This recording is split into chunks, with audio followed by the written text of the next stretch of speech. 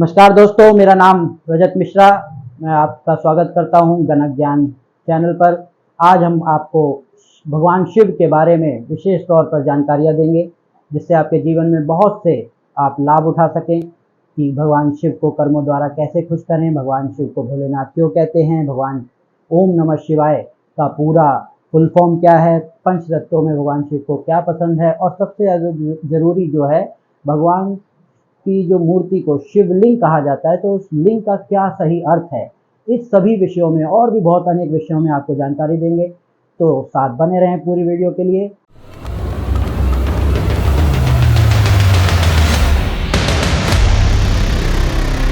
भगवान शिव को भोलेनाथ क्यों कहा जाता है, पहले इस चीज को समझते हैं। ये पूरा संपूर्ण सृष्टि जगत जिसे हम प्रकृति मानते हैं, इसकी उत्पत्ति माता पार्वती से हुई है, जिनके स्वामी हैं भगवान शिव, उनके पति स्थान पर हैं। इसीलिए भगवान शिव को हम पूरे जगत का स्वामी मानते हैं, क्योंकि उनकी पत्नी ही प्रकृति हैं। भगवान शिव पूरे संसार के संरक्षक भी माने जाते हैं, और उन्हीं के पास पूरे संसार को अंत करने की भी शक्ति है, इसीलिए हम उनको द डिस्ट्रॉयर भी बोलते हैं। तो अब समझिए, जिनके पास पूरे ब्रह्मांड की शक्तियों का स्रोत है, फिर भी वो घमंड नहीं करते और योग, ध्यान, साधना, तपस्या में लीन रहकर ही अपने जीवन को व्यतीत करते हैं, और उसी का वो प्रतीक माने जाते हैं। इसीलिए हम भगवान शिव को भोलेनाथ कहते हैं। जो अपार शक्तियों के मालिक होने के बाद भी भोले रह पाए, इसलिए हम उन्हें भोलेनाथ कहते हैं। चलिए उदाहरण से एक बात समझते हैं। आपने देखा होगा, समाज में कोई भी एक बड़े पद पे किसी का लड़का एसपी, डीएम, जज बन जाता है, तो पूरे घर वालों की चाल बदल जाती है, यानी उनके अंदर एक अभिमान आ जाता है कि मेरा बेटा एसपी है, मेरा बेटा डीएम है। तो अगर वो ना लाया जाए, दूसरा आपने देखा, इसका एक और उदाहरण दे देता हूँ। जैसे मान लो कि कोई प्रधानमंत्री का ड्राइवर है, तो पूरे खानदान की चाल बदल जाती है कि मेरा बेटा तो प्रधानमंत्री का, यानी एक अपार शक्ति के साथ अपार घमंड या अभिमान आ जाता है। अगर वो ना लाया जाए तो भगवान शिव के समान वो भोला माना जाएगा। इससे आप समझ ही गए होंगे कि हम भगवान शिव को भोलेनाथ क्यों कहते हैं। आशा करता हूँ आपको समझ में आया होगा। ओम नमः शिवाय, आपको लगता होगा कि ये बहुत छोटा सा मंत्र है, लेकिन मैं आपको समझाता हूँ ये कितना बड़ा और कितना महान शंकर जी का एक मंत्र है। ओम शब्द 3 अक्षरों से मिलकर बना है, आ, उ और मा, और यही सृष्टि का सार भी है। आ का अर्थ अभिभार अर्थात उत्पन्न होना, उ का अर्थ उदात अर्थात उठना, मा का अर्थ मौन अर्थात शून्य में विलीन हो जाना। यही क्रम सदा चलता रहता है। नमः शिवाय हमें पंच तत्वों का भी बोध कराते हैं, जैसे न यानी पृथ्वी, म यानी जल, शि यानी अग्नि, वा यानी वायु, और या यानी आकाश। पंचाक्षर मंत्र के आगे यदि जब ओम लग जाता है, तो ये अत्यधिक सिद्ध माने जाते हैं। इन पंच तत्वों में शिव शंकर को सबसे प्रिय जल माना जाता है। उसका उदाहरण इस मंत्र के द्वारा हमको मिल जाता है, जैसे नमस्कारम प्रियो भानु, अलंकारम प्रियो विष्णु, जलधारा प्रियो शिवा, और ब्राह्मणम मोदकम प्रियम। अर्थात भगवान सूर्य को नमस्कार प्रिय है, भगवान विष्णु को अलंकार सुंदरता प्रिय है, भगवान शिव को जल की धारा प्रिय है, और ब्राह्मण को मीठा प्रिय। शिवलिंग शब्द का सही अर्थ क्या है? कई लेखकों ने शिवलिंग को अभद्र भाषा में अज्ञानवश पुरुष लिंग के साथ जोड़ दिया है, जो कि पूर्णतः गलत है। प्रमाण के तौर पर आपको शिव पुराण के कोटि रुद्र संहिता के 12वें अध्याय को जेएल शास्त्री द्वारा किया गया इंग्लिश अनुवाद दिखाया जाता है, जिसमें उन्होंने लिंग शब्द को पैने शब्द से जोड़ दिया है, जो कि पूर्णतः अभद्र और गलत भी है। जबकि लिंग का सही अर्थ माना गया है प्रतीक को, चिन्ह को लिंग का सही अर्थ माना गया है, जो कि सांख्य दर्शन में साफ साफ लिखा है, जो कि 2500 वर्षों से भी अधिक पुराना दर्शन माना गया है। चलिए एक उदाहरण से समझते हैं। महर्षि कर्णाद द्वारा लिखित वैश्विक सूत्र, जो कि 400 से 500 BC पुरातन दर्शन है हमारा, उसमें भी यह साफ वर्णित है कि लिंग का क्या मतलब है। वैश्विक सूत्र के प्रथम आने के 8वें सूत्र में साफ वर्णित है कि जिस चिन्ह से वस्तु का अनुमान लगाया जाता है, उसे हम लिंग बोलते हैं। जबकि देवियों के लिए भी लिंग शब्द का प्रयोग किया गया है, जो कि इस बात को सिद्ध करता है कि लिंग पुरुषार्थ का अभिप्राय नहीं है। श्री वामन पुराण में इस शब्द का अर्थ देवी के लिए किया गया है।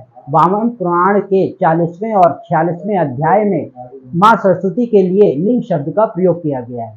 शंकर जी के निष्कल निराकार, निर्गुण स्वरूप को ही हम शिवलिंग कहते हैं। ये सब शिव पुराणों में श्लोकों द्वारा वर्णित है। इससे आप समझ ही गए होंगे कि लिंग शब्द का अर्थ पुरुष गुप्तांग नहीं है। लिंग अर्थात शिव का प्रतीक।